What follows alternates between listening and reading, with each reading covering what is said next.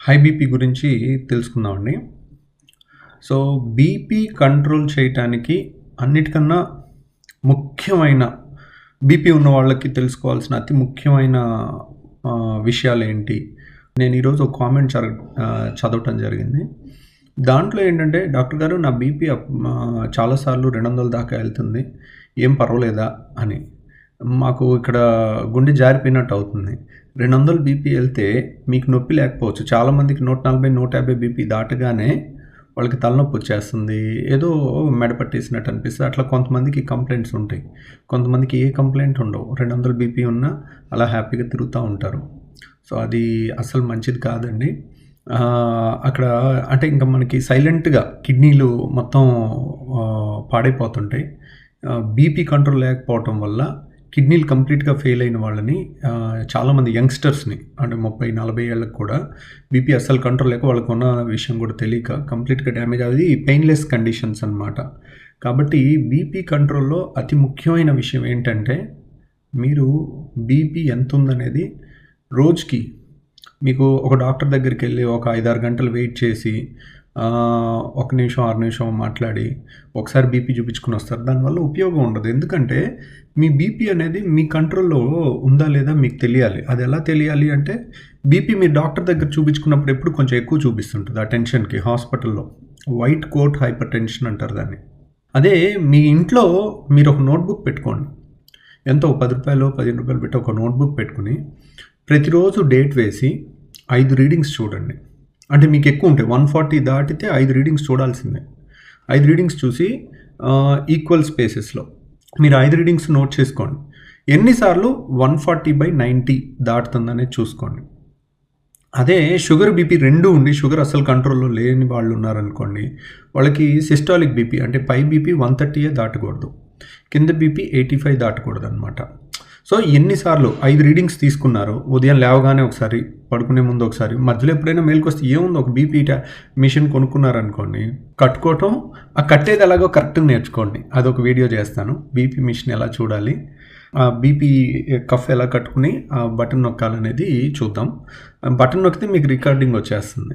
So, అవి recording చూడటం ముఖ్యం కాదు, రికార్డింగ్ నోట్ చేయటం ముఖ్యం.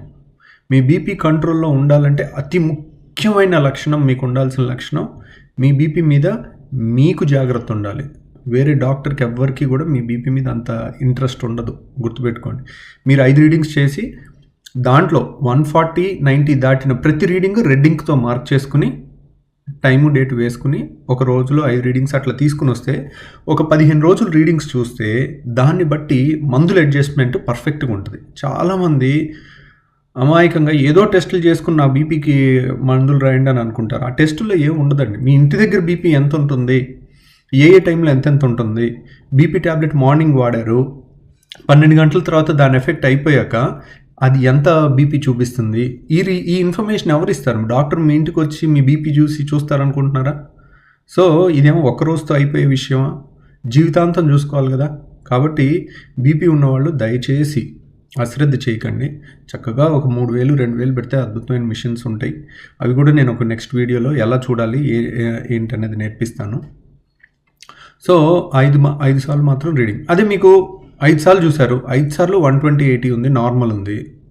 నెక్స్ట్ డే ఒక్కసారి చూసినా చాలు, ఒకసారి 2 సార్లు చూసినా చాలు.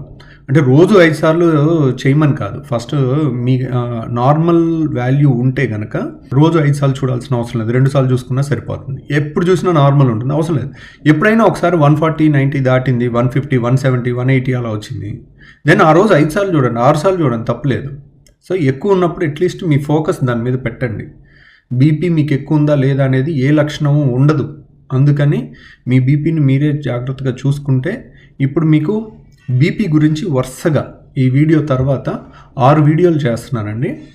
ఏ మందులు వాడాలి, ఎలా వాడాలి, ఎందుకు వాడాలి, సో వాటి సైడ్ ఎఫెక్ట్స్ ఏంటి, వాటి బెనిఫిట్స్ ఏంటి, ఇవన్నీ కూడా మనం డిస్కస్ చేద్దాం. ఎందుకంటే ప్రతి ఇంట్లో ఒక బీపీ పేషెంట్ ఉంటారు. ప్రతి ఇంట్లో ఈ ఆమ్లోడిపిన్ అని కానీ, నిఫిడిపిన్ అని కానీ, సిలిండిపిన్ అని కానీ, టెల్మిసర్టాన్ కానీ, ఆల్మిసర్టాన్ కానీ, తర్వాత క్యాప్టాప్రిలో, ఎనలాప్రిలో, ఇలాంటి చాలా రకాల ట్యాబ్లెట్లు, హైడ్రోక్లోరోథైసైడ్ కానీ, ఇవన్నీ వాడుతున్న వాళ్ళు మెటోప్రోలాల్ కానీ ఎటెనలాల్ కానీ వాడేవాళ్ళు చాలామంది ఉంటారు. సో అసలు ఈ ఏ మందుకి ఏంటి ప్లస్ మైనస్ అనేది బుక్స్లో ఉన్నాయి. ఒకసారి మనం మాట్లాడుకుంటే మీరు జీవితాంతం వాడే మెడిసిన్ గురించి బేసిక్స్ అన్నా మీకు తెలిసి ఉండాలి కదా. అంటే ఏదన్నా దీనికి వస్తే ఏ సైడ్ ఎఫెక్ట్స్ వస్తుందనన్నా మనకు తెలిసి ఉండాలి కదా. కాబట్టి అవి వరుసగా 5 వీడియోలు దీని తర్వాత చేస్తానండి. అవి కూడా పాటించండి. కానీ ఆ మందుల గురించి తెలుసుకోవటం కన్నా మీ బీపీ రోజు మీరు చూసుకోవటం అనేది చాలా ముఖ్యం. దాన్ని ఎవ్వరు అశ్రద్ధ చేయకండి. నేను ప్రతి 3 నెలలకు ఒక్కసారి చూస్తుంటాను ఒక పేషెంట్ని. బీపీ సరిగ్గా చూసుకోకుండా ఇష్టం వచ్చినట్టు మేనేజ్ చేసుకుని కిడ్నీలు ఫెయిల్ అయిపోయిన పేషెంట్స్కి అలాగా అది కేవలం మీ సింపుల్ జాగ్రత్తతో మీరు కంట్రోల్ చేసుకోవచ్చు. మీ ఇంట్లో వాళ్ళు కూడా వాళ్ళు సరిగ్గా చూసుకోవట్లేదు అనుకోండి, నాన్న నువ్వు రా, నేను నీకు ఒకసారి బీపీ చూస్తా అని పిల్లలన్నా వాళ్ళు వెంటపడండి. మీ మదర్ ఫాదర్కి ఎవరు బీపీ ఉన్నా మీ దగ్గర ఒక బీపీ మిషన్ ఉంది, కట్టడం బటన్ నొక్కటం అంతే కదా. మీరు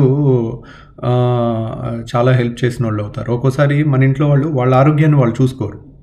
ఒక్కోసారి వాళ్ళ బిజీలో వాళ్ళు పడి వాళ్ళ ప్రయారిటీస్ మైండ్లో వేరే ఉంటాయి. అలాంటప్పుడు మీరు బాధ్యతగా వాళ్ళ బీపీ చూడటం కూడా మీ బాధ్యత కింద చేసుకోవాలన్నమాట.